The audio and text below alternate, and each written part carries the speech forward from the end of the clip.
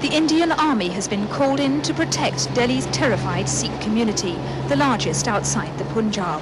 Sikh houses and temples have been torn down and set on fire. There have been reports of Sikhs being burnt alive, and Hindu mobs 100 strong attacking women and children. The families who've not been able to flee the city are in hiding, barricaded in their homes.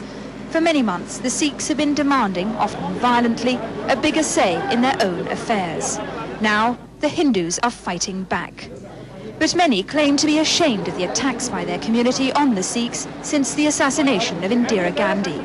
They claim most Hindus want to live in peace with their neighbours. No, I think it's only because of the anti-social elements in the city, and they took advantage of the situation. But it's not a religious fight between the Hindus and the Sikhs. But the Sikhs are not reassured. They say their Hindu neighbours turned a deaf ear to their cries. Some Sikhs claim to have telephoned police stations for help again and again, but received no response. MP Khushwant Singh is a prominent member of the Sikh community. Last night he fled from a mob gathered outside his house.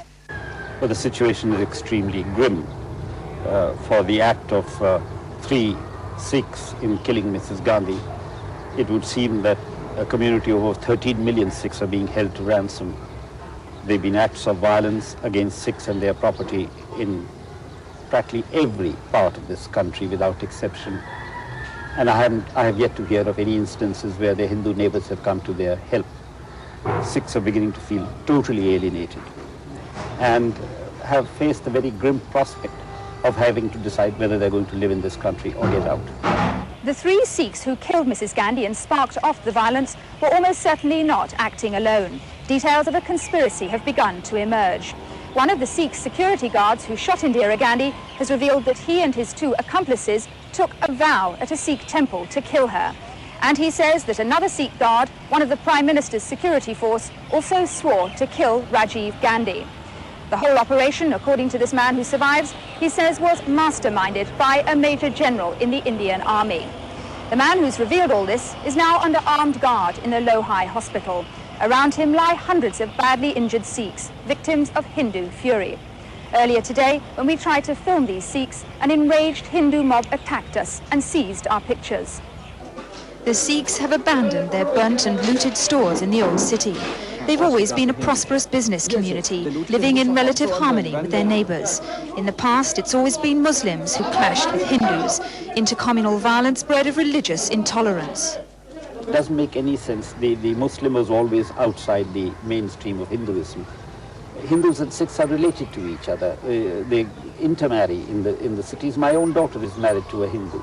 It just doesn't add up what has happened here, and the only way I can explain it is that a pent-up sense of envy is turned into a sense of hatred because the Sikhs are doing better than the other communities, and it hurts the people's eyes, and therefore what they've done in most cases, apart from burning Sikh temples, is to loot Sikh property.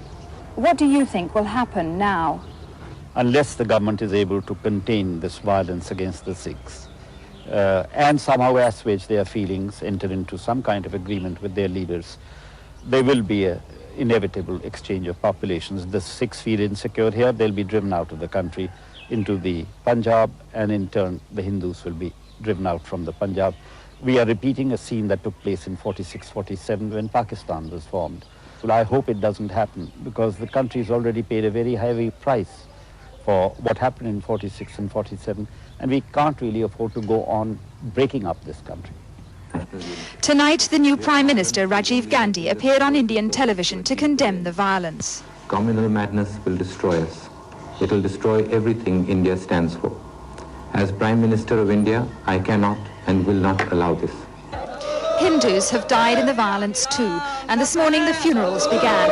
The fear in Delhi is that tomorrow's state funeral for Mrs. Gandhi could incite more intercommunal clashes, as the Hindu majority remembers their Prime Minister was gunned down by Sikh assassins. Jane Corbin, ITN, Delhi.